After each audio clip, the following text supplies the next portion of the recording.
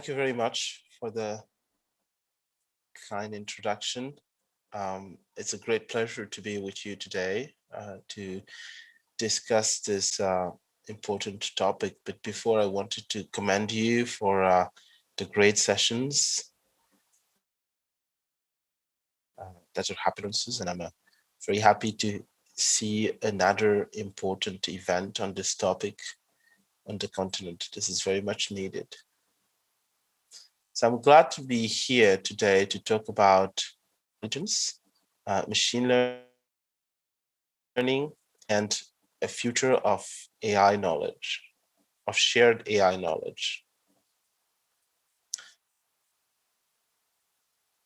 Machine learning and AI have made a significant progress in the past several years, with many breakthroughs in many different fields. Between 2011 and 2016,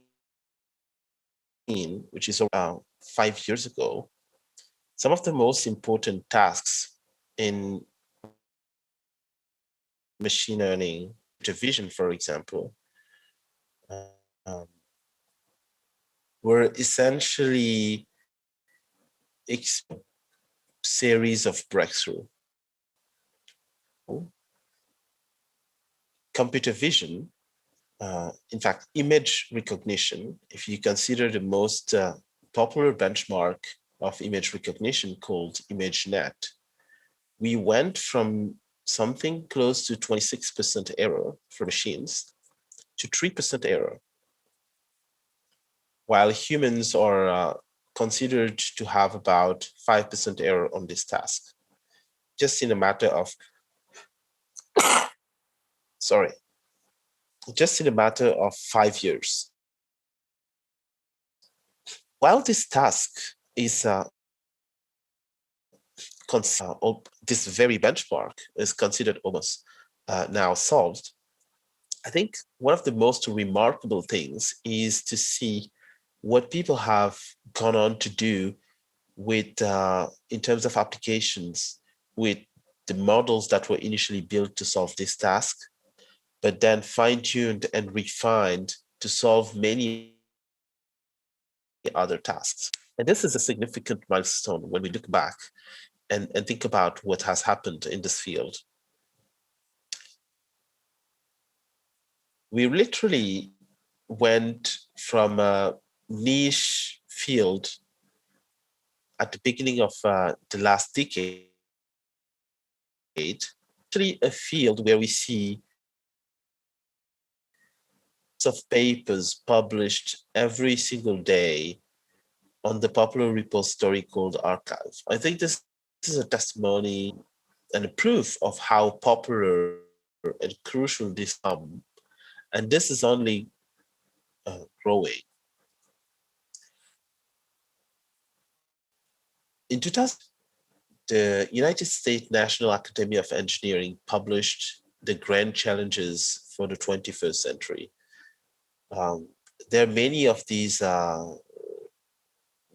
challenges. I'm not going to talk about them all, but I just wanted to show you here in red some of the challenges that are also experiencing significant progress and breakthrough thanks to the use of machine learning in those fields. People are using today machine learning to advance health informatics, and I'm going to talk about this. We've seen recently some of the important breakthrough in protein structure prediction, which might have crucial implications and consequences in engineering better medicine.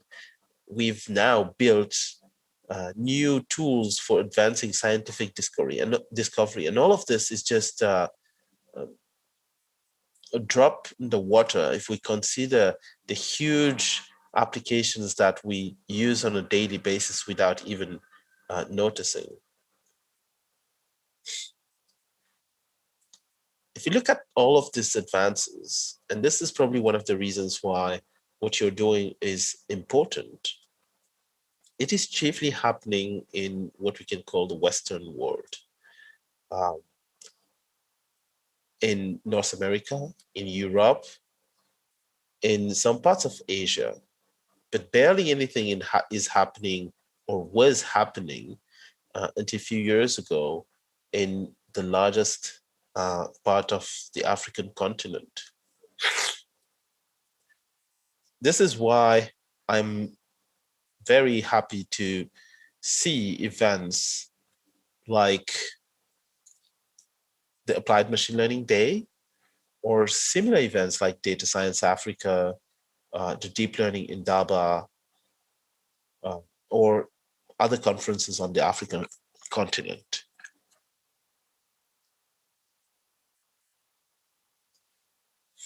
I work for Google AI more specifically. And Google is a distributed research organization. We have uh, presence in different parts of the world, including North America, Europe, Asia. And since a few years now, 3 years to be more exact, we have our first AI center, AI research team based out of West Africa in Accra, Ghana. And there, we try to push the boundaries of the state of the art in machine learning and artificial intelligence with applications that are relevant and important for our local context and obviously for the global community. And I'm going to talk about some of those applications later in this talk.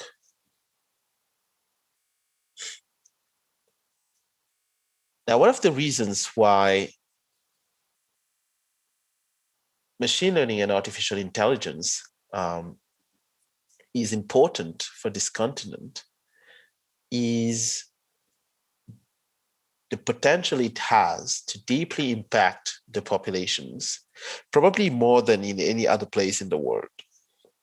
And this is due to the nature of our economy, but also our demography.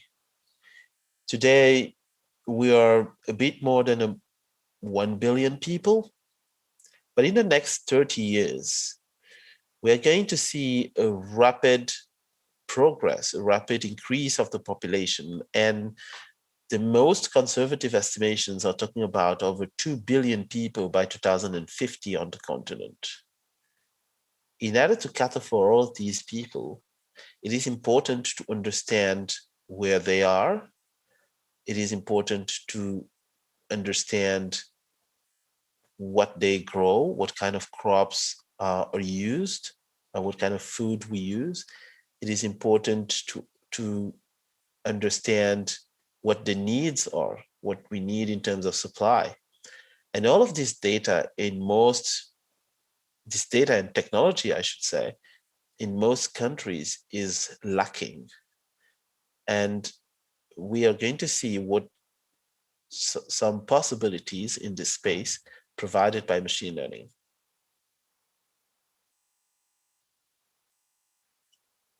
So in the sector of agriculture, for example, which is an important sector, it's almost a matter of food security, it is possible today, and I'm sure you've seen this in some of the previous talks, to use computer vision techniques to improve plant health, not just people's health, but plant health.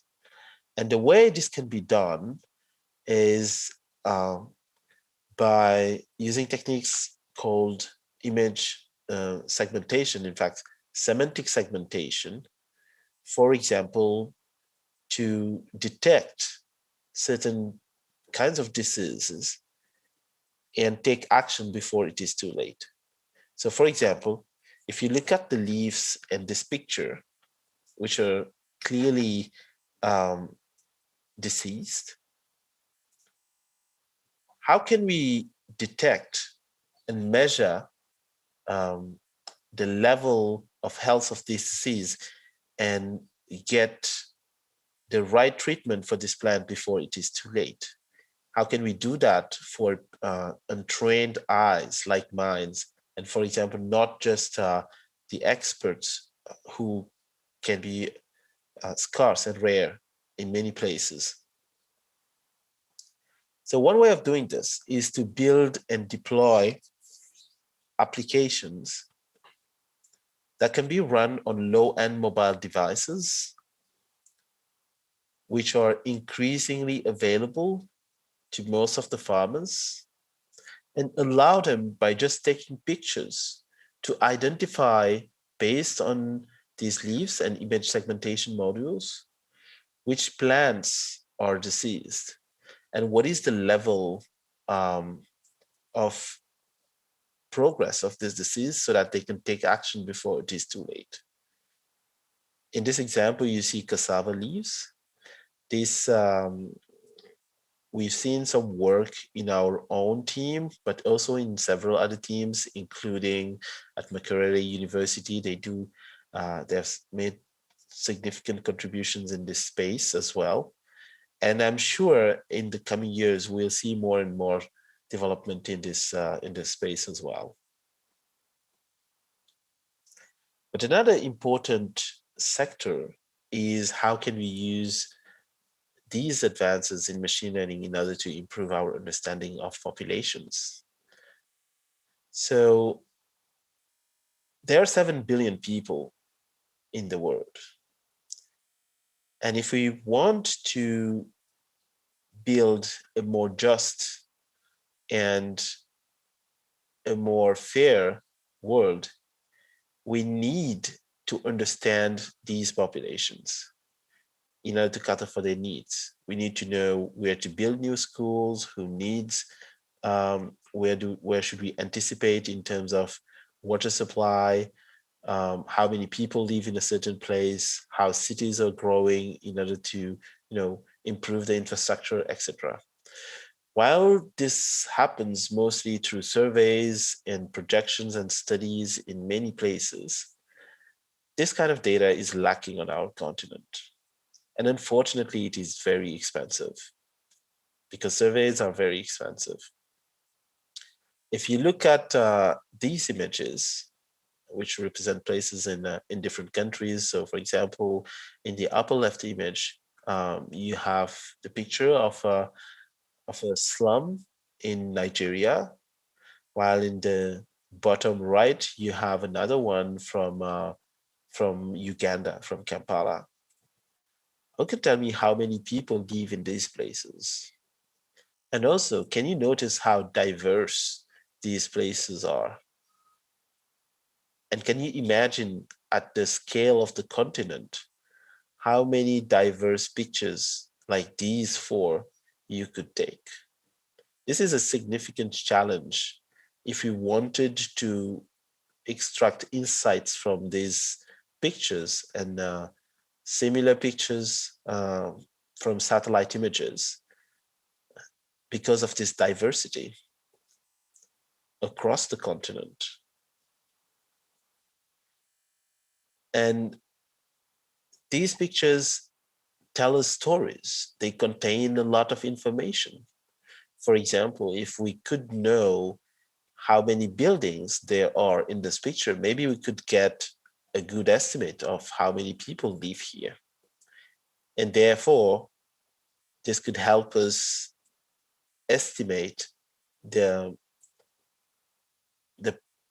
amount of water, for example, that is needed here, or where we should build schools, or plan for better roads, or just use this as a basis for deciding when we think about public policies. But this information, again, is lacking.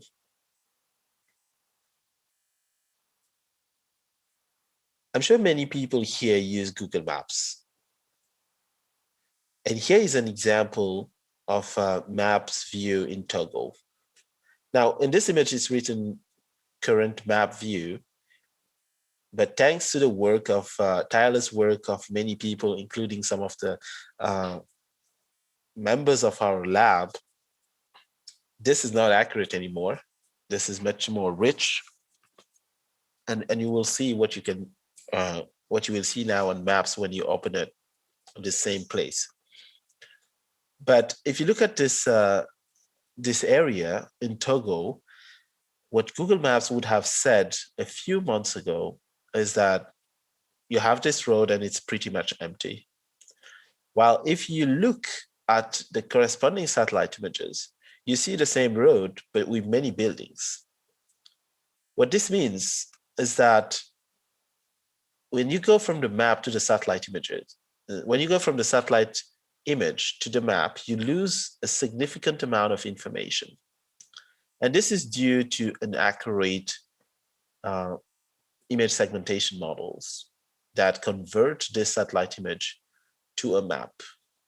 If we manage to improve our machine learning models, then we can capture more of this information, build better maps, and therefore allow people to have a more accurate information and use it to for different services, for transportation, for example, for logistics, etc.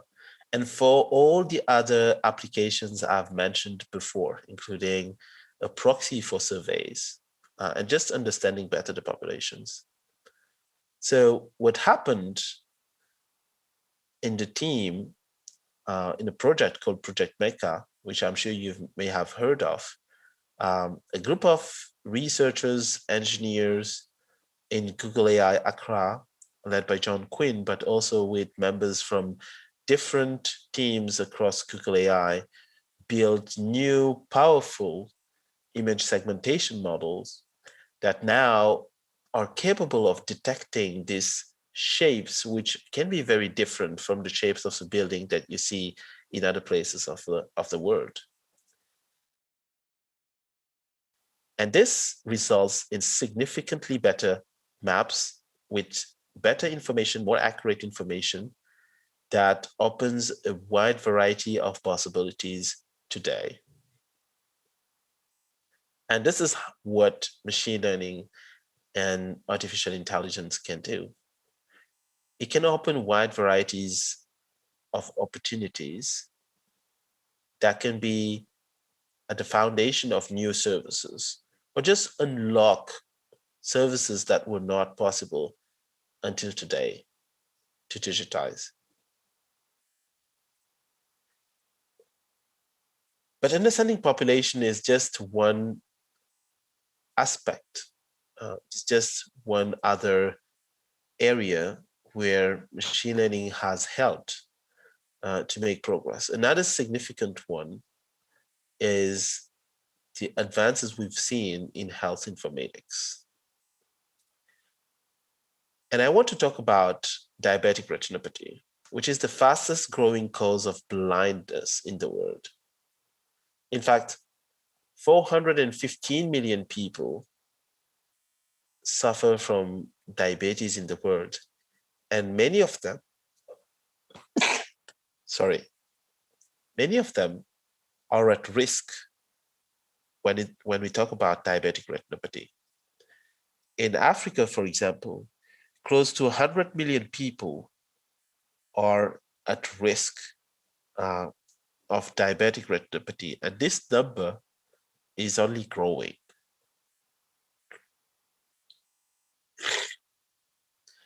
Diabetic retinopathy is diagnosed based on images like this.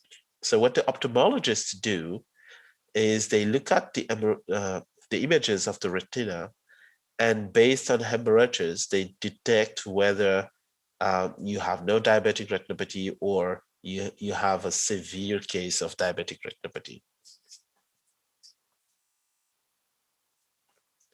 Now, what teams of researchers have done at Google, and we also start to see this kind of research in different places, is to use diagnosis images like this and train deep neural network in order to provide similar diagnosis. So they take a large number of images with corresponding diagnoses from different ophthalmologists, specialists, and combine the prediction of these ophthalmologists and use it as a supervision to train deep neural network. And what happened is interesting. Not only were these resulting models able to perform well at the task of detecting diabetic retinopathy, but they were on par and sometimes superior to median ophthalmologists, which means that these algorithms are increasingly ready to help augment our medical doctors and therefore deliver better diagnosis to allow us to take action before it is too late. Because in India, for example, 45% of the cases of diabetic retinopathy, people become blind before they even see the medical doctor. So having algorithms that allow us to diagnose this very early on, to augment the medical doctors to perform those diagnoses can be crucial. It can be life-saving.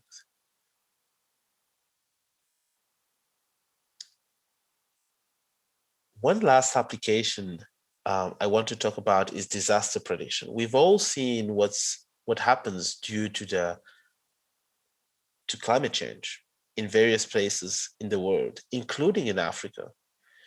We see an increasing number of cases of floods with significant consequences on the ecosystem, but also on our communities. What if we could predict these floods? What if we could tell people when a flood is about to happen so they can take action before it is too late? They can relocate themselves.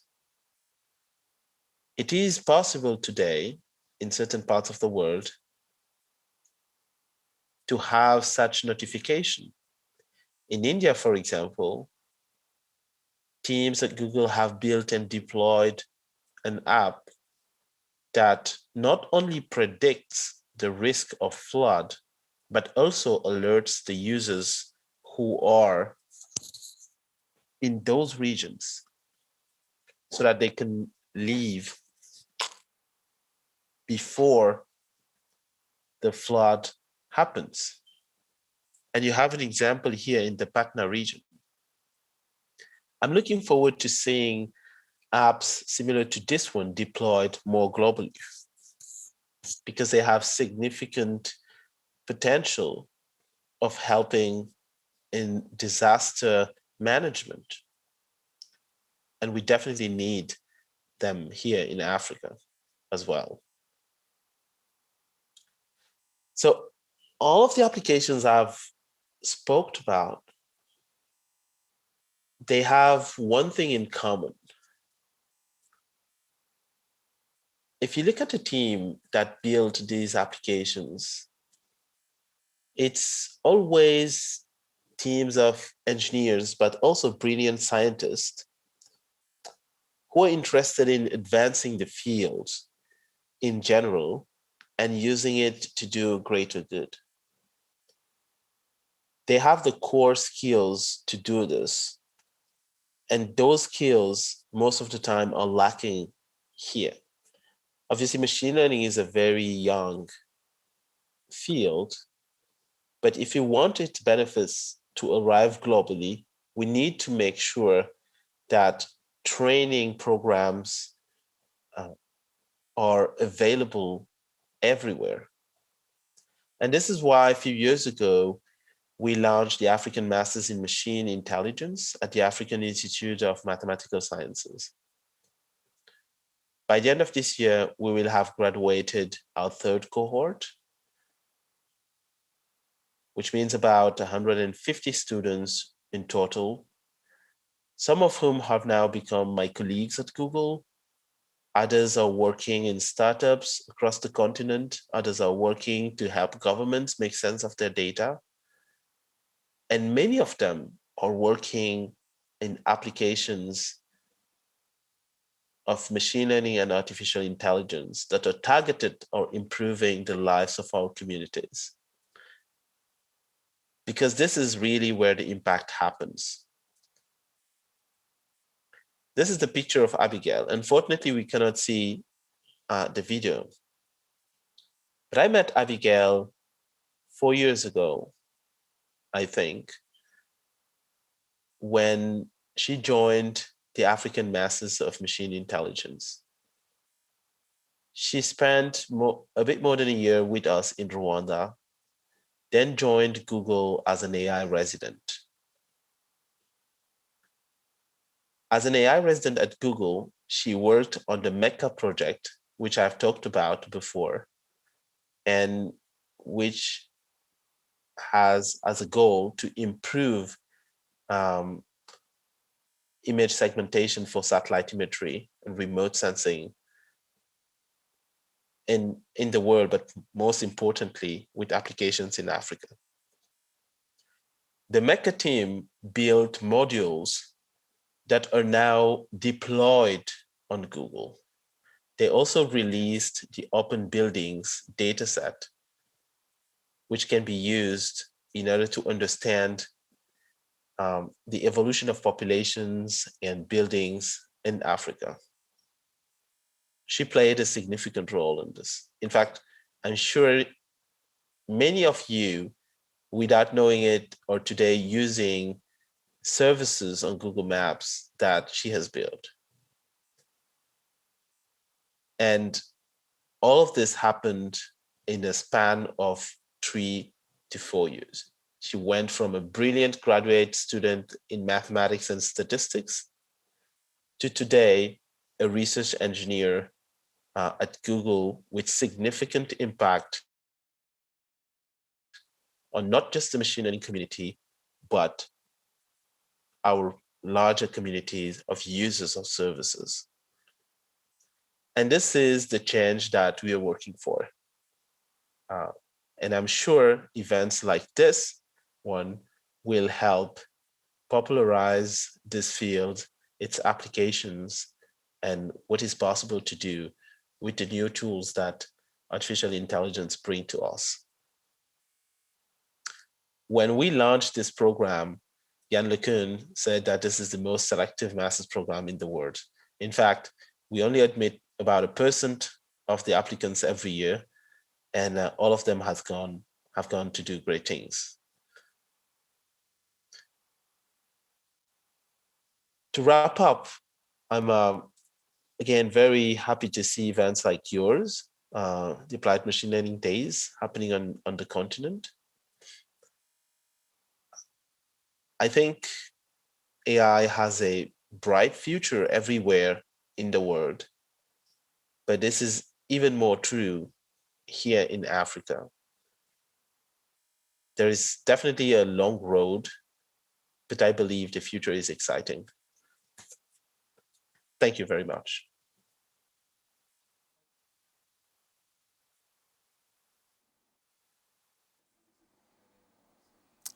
Thank you, Moustapha. It was really a great talk. I'm happy to see a lot of connection already with what we have presented yesterday. For instance, Abigail was one of the speakers yesterday here at our conference, and it was great to see her work and application being used in the context of Africa. I can also draw a lot of connections with Mr. Taufik Jlassi's talk in the morning in the opening session, where he also mentioned the challenges and the great potential of applications of AI and machine learning beyond the hype that we see. So I would actually like to start with bringing connection with what you have mentioned, asking a question from the audience. So first question is, what is the best strategy to retain African talents in Africa? We can tell, for instance, Abigail is one of the success stories. But is there a concrete, pragmatic strategy to even go further to retain these talents in Africa? So this is a great question. And you know, obviously you gave the example of Abigail, but I think the first step is to train the talent here locally. Obviously, we're seeing more and more of these programs across the continent. You have more and more master's programs, and boot camps, summer schools, and even some PhD programs across the continent. However, the other part of the equation is once we've trained these people, do we put at their disposals the tools to tackle some of the most pressing challenges we have locally? Because if they don't have those tools, if they don't have those opportunities, then they're just going to find them elsewhere. So it's always about two reasons.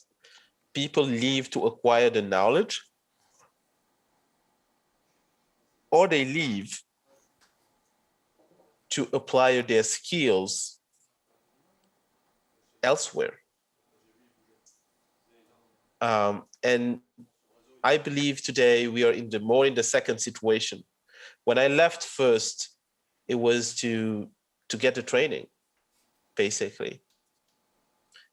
I think now people have the opportunity to be trained locally, but there are not enough opportunities for them to work on significant challenges. There progress on this front as well, because we are seeing research groups like Google or some other university teams, but I think we need to invest more in this. The need is here. There are large companies which need data science capabilities, and so they should open roles for this. But we should also create, not just rely on large companies, but also create the opportunity for our young people who have machine learning skills to innovate in startups by providing the right funding vehicles. So it's, in a nutshell, it's all about a matter of opportunity to solve important problems, and having the tools also to solve those problems. So if you manage to create this ecosystem, this will happen. And I see a lot of startup, an increasingly large number of them, creating such environments for machine learning engineers and researchers. Indeed. Thanks a lot, Mr. Cisse. I have a second question, which is about the lack of data that you mentioned in your talk. Does Google have a strategy to tackle the lack of data in Africa? And let's say more broadly, the fairness or the diversity of data. I know that Google has open public data set, but is there a strategy to really put the focus on the fairness and equality of the data in these, let's say, in a global strategy from Google? Indeed. And when we think about Africa more specifically, I mean, we increasingly open source data sets that open opportunities that were not before, that did not exist before.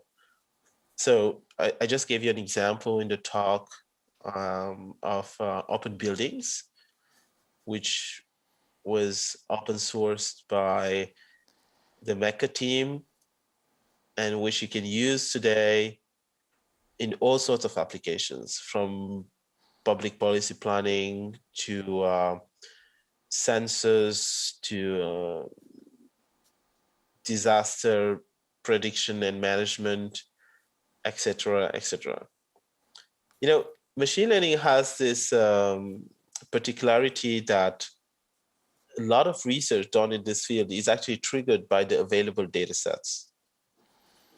So just the very fact of open sourcing data sets opens huge avenues for building new models, for tackling new challenges, sometimes that we did not even think about when we were opening these data sets. For example, I think most of the advances in computer vision is due to the availability of the ImageNet dataset. I mean, not enough credit is given to that, but despite all the models, all the sophisticated models that were built afterwards, they would not have existed if that dataset didn't exist in the first place. And that's why your question is important. And we are making contribution in this space, and not just the data sets, but also the tools to collect these data sets. Recently, we released the TaskMate, which is a new tool that allows people to collect diverse and fair data sets. And this is really in the DNA of the teams, of my colleagues at Google AI, releasing models, releasing data sets, releasing tools to allow to collect data sets, and therefore design new models and open new opportunities for solving important challenges. Thank you very much, Mr. Cisse. I just have one last question. You mentioned in your talk one of the applications that I found very relevant, which is flood detection, especially in the recent development context where we see climate change having more and more concrete impact into our lives. And these sort of applications are, I'd say, not known by the great public. So how can we encourage the use of this sort of application, or the democratization and the, let's say, building similar applications that tackle real problems in our lives? Do you have a strategy for that?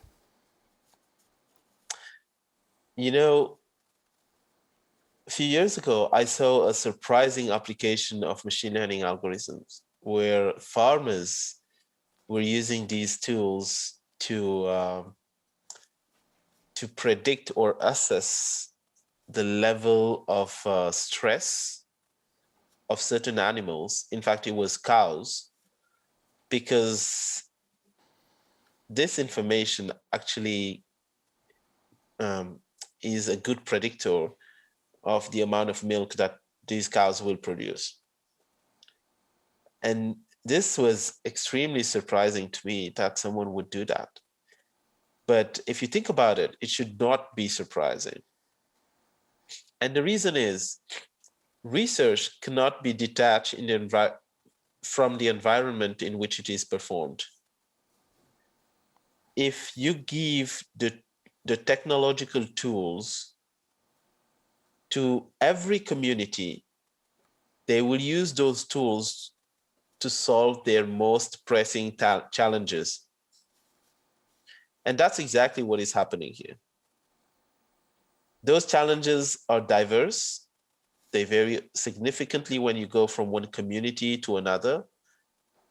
They are in part determined by the geography, by the demography, by the economy.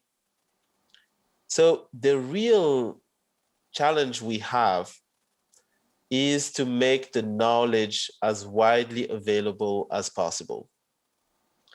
And from that point, people will use it to solve the most surprising challenges that you can think of, because it's about their lives. And this is how evolution happens. So I think that's my answer. What we need is just to open the knowledge, to build training facilities, design new programs, create events like this one everywhere in the world, and the magic will happen.